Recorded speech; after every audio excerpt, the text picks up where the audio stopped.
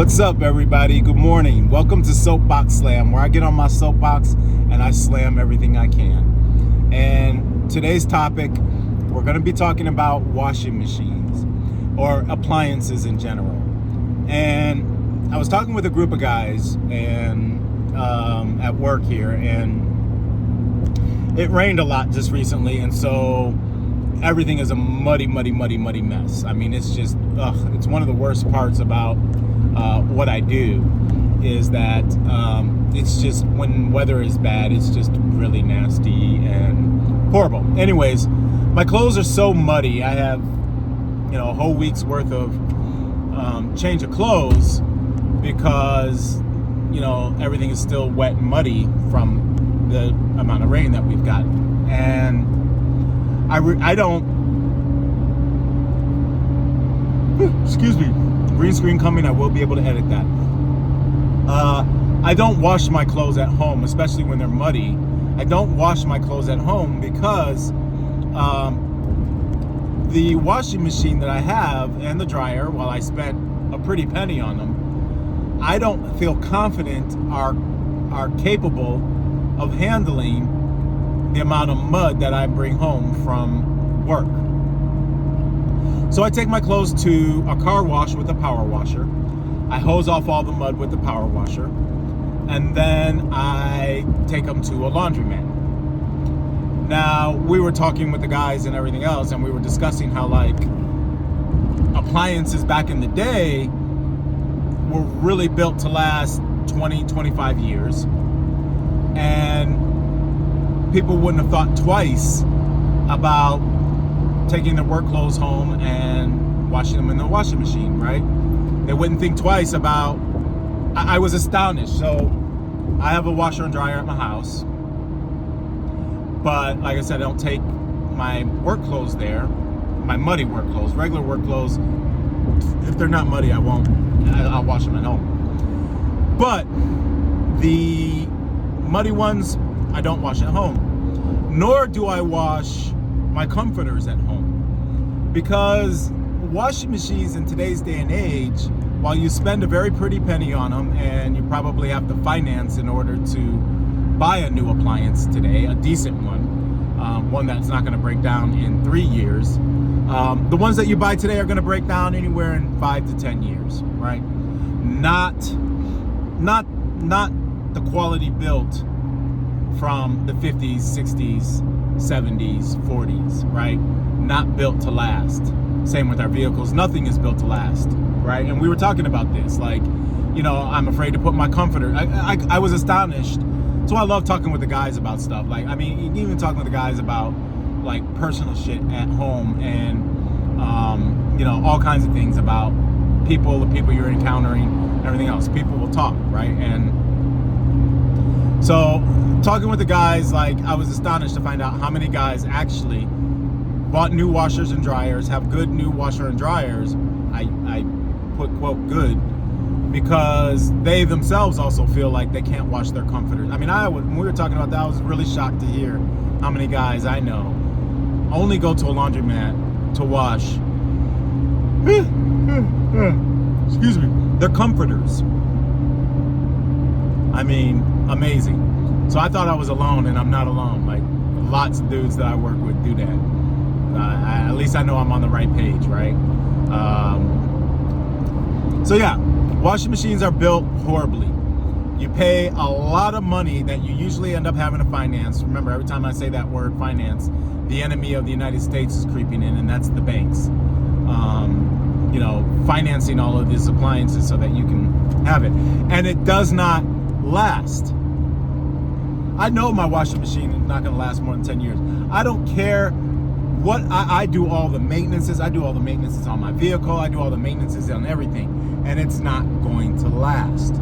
That's how they built it. They've rigged the system. I forget the term. I know one exists. This is not, hogwash here. There's a term, there's a business term. It's why Apple puts out a new generation of iPhone every year, to suck you into spending money, which you really don't need to spend yearly for their newest model, right? and it's not going concern. There's a term for this. There's a business term. It's an actual theory and model that they push to teach business students who are going to run corporations, right? This is a horrible model to teach.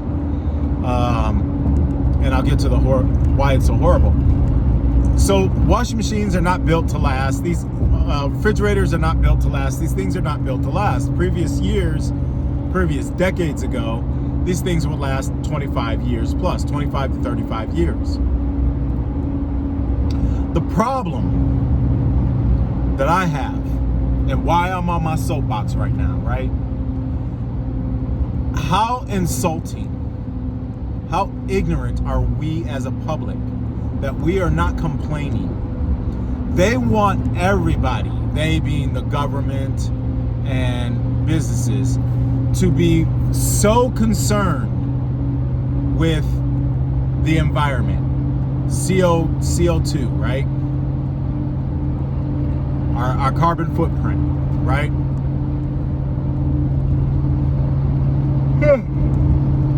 I just got to get through this day, and then I can have a day of relaxation. I go back. I'm a working man, so I got to go back to work on Friday. I only get one day. That's Thanksgiving. So the government and business plans and business models all want us to worry about our environment and our carbon footprint, right? Let's worry about that. Oh, I need to reduce the amount of water that I consume.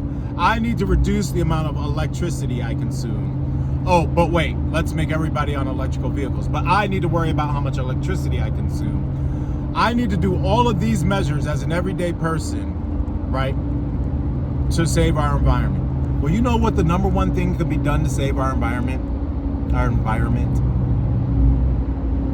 Make a washing machine that lasts for 25 to 35 years, or 35 to 50 years. Do you know how much waste we make throwing out cell phones and washing machines and dryers and refrigerators, all this stuff that we constantly throw out every 10 years because they refuse to build something that will last.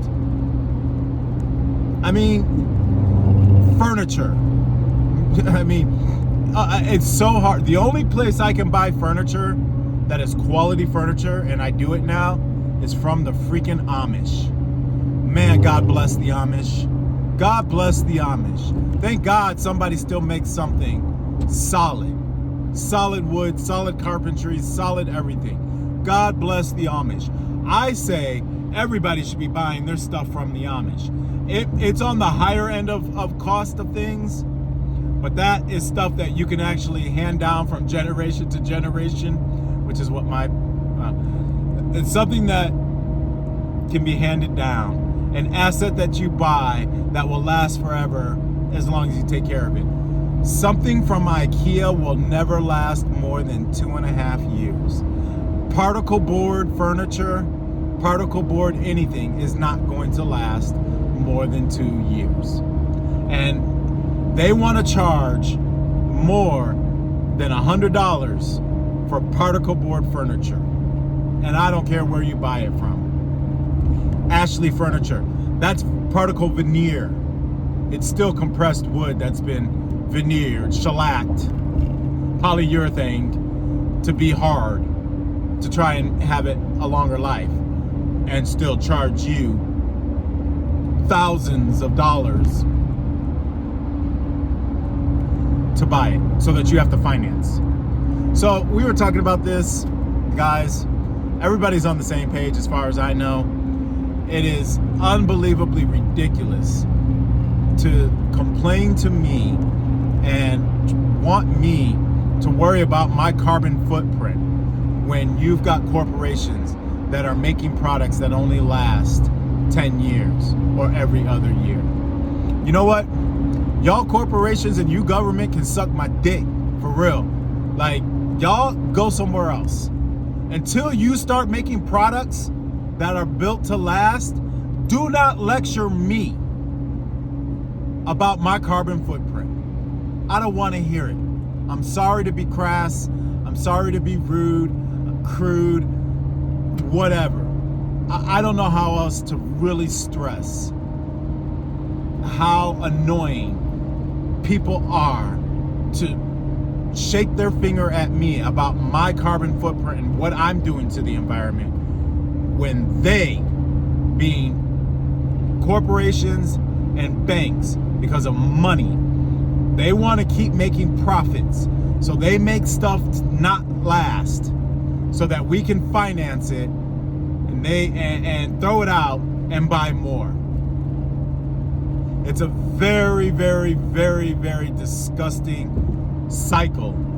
And that is not capitalism.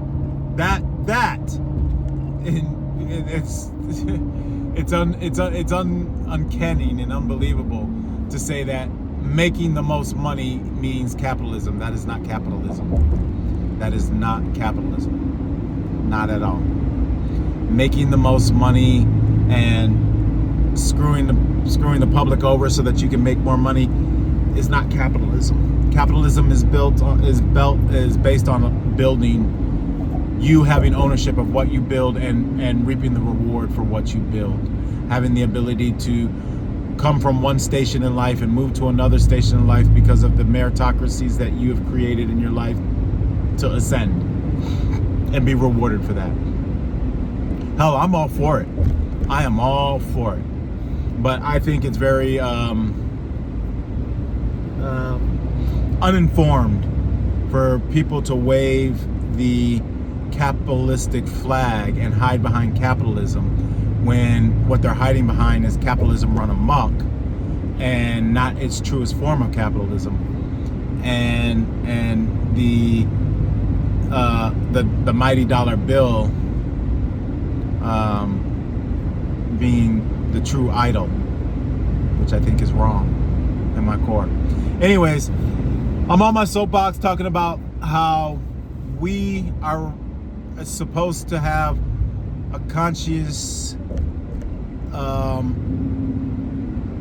make a conscious effort to save our environment. And I do agree with saving the environment. I'm not anti-environment. I'm not anti having better products that are less evasive to environment. I'm not against using products that are evasive to the environment. Absolutely not. I'm absolutely not against it. I just think that you have to make better, healthier choices, and when you can and where you can, you make those choices. And so this particular soapbox is how we are supposed to be so concerned about the environment, but they don't build things to last, like a washing machine. And so now, washing machines are being thrown out every 10 years because they aren't built to last. And I'm afraid to wash my muddy clothes from work and my home washing machine, or wash my comforter at my house, because my washing machine, I don't think, can handle a simple wash like that. So I have to go to a laundromat, or I choose to go to a laundromat because I do not want to destroy. I want to get as much life out of that washing machine as I can. I did have to spend a lot of money to try and get it, and I did not want to finance, so that was pocket money. I mean, that was cash in the bank that I had to pay for it. Because, like I said, the idea of financing anything turns my stomach. The banks are our enemies. Anyways, that's me on my soapbox. Have a wonderful, wonderful Thanksgiving. Have a wonderful, wonderful day. Tomorrow, when you're with your families, just remember that everything in life is really just a front. Whether you support Columbus Day or you support the Indians and Thanksgiving or whatever you side of it, you're with your family, and some things are better left unsaid. Some things are just better left unsaid. For the sake of peace and harmony and love, don't fight with your family on Thanksgiving. Okay? Just take a big gulp, a big sigh. Inhale for 4 seconds, hold it for 4 seconds, exhale for 4 seconds. That's what I learned. And let it go. Enjoy the time. Some of us don't even have that. So enjoy it. Enjoy your family. Enjoy the time off from work. I got a day. Just be thankful and be happy.